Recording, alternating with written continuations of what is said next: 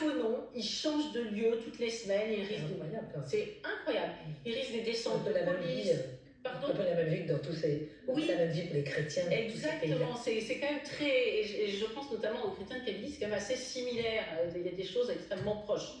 Il risque des descentes de police, des arrestations, des tortures, des peines de prison, et les églises, ce qu'on appelle les églises dites de maison, puisqu'ils se réunissent dans des maisons, sont constamment traquées. Et curieusement, alors je vais utiliser un vieux proverbe, une expression de ma grand-mère, mais c'est le diable qui porte pierre, vous voyez. Ce sont les gardiens de la Révolution qui ont poussé, bien malgré eux, on s'en doute, à ces conversions. J'ai trouvé un témoignage extrêmement touchant d'un homme qui s'appelle Amir, dans un livre qui s'appelle Témoin de l'espérance. Le chapitre s'intitule Décadence de la Révolution chiite et christianisme à bas bruit. Et il explique eh bien, les gardiens de la Révolution ont tellement été atroces qu'ils ont dégoûté de l'islam.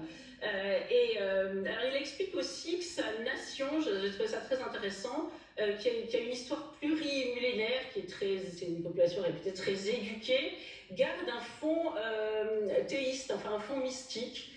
Donc il y a eu une sécularisation, il y a des athées évidemment, mais il y en a beaucoup qui se tournent vers le christianisme, et pour des raisons doctrinales, nous dit-on, c'est plus facile de passer du chiisme au sunnisme, du chiisme au christianisme que du sunnisme au christianisme.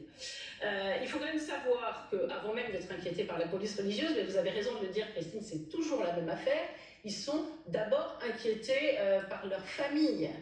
Pas notre témoin Amir, en l'occurrence, dont je parlais, parce que lui, il a été élevé en France avec une famille qui l'a laissé se convertir, mais il y a des cas épouvantables de crimes d'honneur, de fratricide, d'infanticide, enfin de parents qui tuent leurs enfants parce qu'ils se sont convertis. Et cet mardi, cette église, cette relation à Dieu parlait à mon iranité. Donc je trouvais que c'était assez intéressant de le dire.